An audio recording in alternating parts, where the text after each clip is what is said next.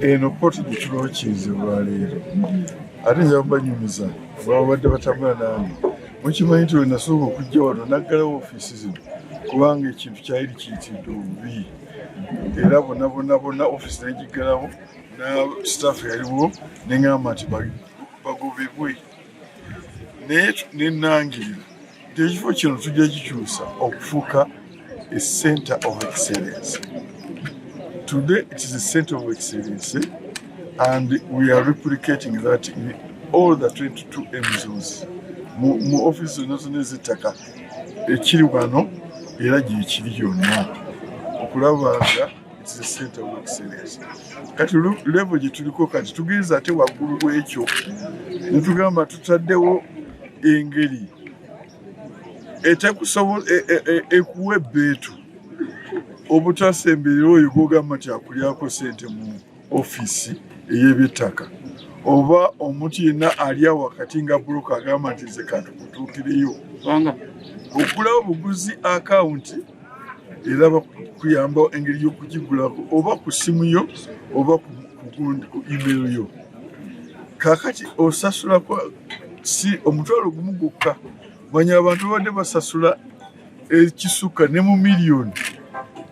Waliwo nali mu parliament. Member of parliament yennyini n'agamba nti asasudde emitwalo 5 for such.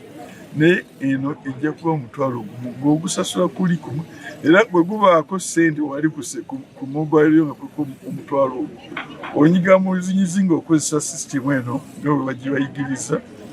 Kaakati ne bakuba oyagala ki nti njagala ttaka lirudda wa liri Kakunyu ng'onyiga nga Kakunyu ajja ttaka nga kikulaga information yenna egenda eri ku ttaka eryo. Kuliko ab'ebibanja abo tebenaba kutuuka kujjawo naye bakulaga kuliko looni yenkana obunene nga byonna bikulaga value yayo yenkana wanga byonna bakulaga. Kwaliko omulala eyali akikozeeko nga kyonna bakikulaga. Information yo ekutuuka onyiga bunyizi bwoti n'ekutuukako wonna w'oli.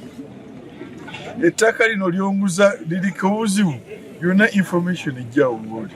Kati awo w'oli mu ntebe yo bana abaagala okugula oba okugulako ofuna information nga tewali mutawana yonna tewali gamba nti nze nsobola okugenderayo mpa miliyoni okufuna information omanyi ngenda kuwaako registro ngenda kuwaako oli. Ebyo byonna kati bukomye system eno. Kugamba olaba obubbi bw'ettaka bukomye tewali ajja kukuguza air ate tewali ajja kukola kyapa ku kyapa kubanga kati information eyo ogiraba nti ekyapa weekiri already. Ogiraba nti tekuli muntu mulala yenna. Olaba nti ekyapa kyekiri. Noolwekyo ebyo byonna ebya kyapa ku kyapa kakati eyo history. Ebyokubba nti ettaka liri wano ng'ate teririiwo oyo history. Kugamba ekintu kyonna system eno yesinga mu Africa. It is the first of its own in Africa. Wonna mu Africa era nebaza President Yoweri Kaguta Museveni ye yaspearheading ekintu kino mu 2010 nga nange sisuubira nti ndijja mu gavumenti. N'akitandika n'abo baasolokawo baminisita Honorable Migereko ne PSC gambadde I think Musoke abaaliwo ate naffe kwe tuzimbidde tukawano kituuse. Kikyeyongera kikyakozesebwa ne waliwo app endala gye tugenda okussaako URA, judiciary, banks, ni wonna ng'onyiga n'ofuna information yonna ng'otudde ne bw'oba ku street n'ogamba nti njagala mpuli otunda ettaka gyakulaba muyimirira n'onyiga bunyizi n'ossaako ssente ne information yennijja ne mutula wali katebe transaction neggo kwegamba ebintu byonna kati biyanguye ng'ate biri byerufu ng'omugamba nga byerufu. Nze ngamba nti bitangaala si kweruka. Oyinza ekyeru naye nga tukitangaala naye nga bitangaala tewali bubbi. Ebya babuloka kati bagende banoonya emirimu emirala. Bino ebyokutubba bikomye. Kikyali ku tenancy, kikyali ku owa mayiro owa liizi owa freehold. Kugamba emirimu emirala egya surveyor egy'okugamba nti ku ttaka lino ly'ensurveyinzi kuliko ab'ebibanja bwe bati ekyo kikyakolebwa physically. Naye ku kyapa okukubba oli n'agamba nti ekyapa kino kyekyokka ekiriyo ekyo tikyasoboka niye okugamba nti ku kyapa kulukukaba ebibanja bwe bati you remember bali already protected still kubanga musoma constitution article 237 sub article 8 gamba nti ku kyapa kibe kya mailo kibe kya leasehold kibe kya freehold kuliko ab'ebibanja kwe kati wonna wogula there's a possibility nti ekyapa kino kiri clean tekiriko kyapa ku kyapa ne kuyinza okubaako ab'ebibanja awo gendayo physically ne bino ebirala byonna byandikusumbye byonna biteredde kati olina gendayo gamba nti okay ebirala byonna bitegedde naye nze kulaba kuliko ab'ebibanja bweba kwe bali teesa nabo willing buyer willing seller bwaba bagambye tetutunda ng'omanya nti nguze naye kuli kuba esi kyekyo tekinologi anti nga bwetambula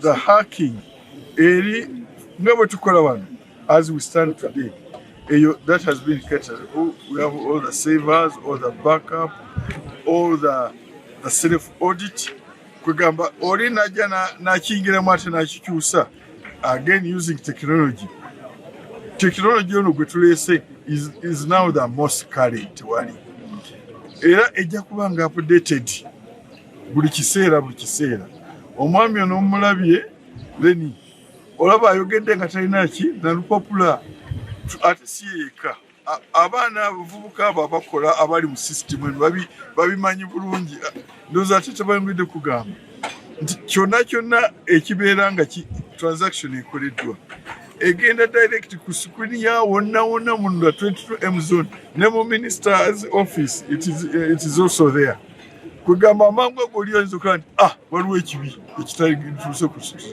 obanga waliwo hackings there will be an alert on your phone or something indicating on your email. Ekyo, I think that is the best we can. Tetulese kiri beyond the technology of today. As you know, the frontiers of knowledge is haka katia. Hacking technology, he's somewhere now thinking very hard how to hack this system. Wana atukirawo nga naffe tuyiseewo. So we are on top of the game. Technology ejja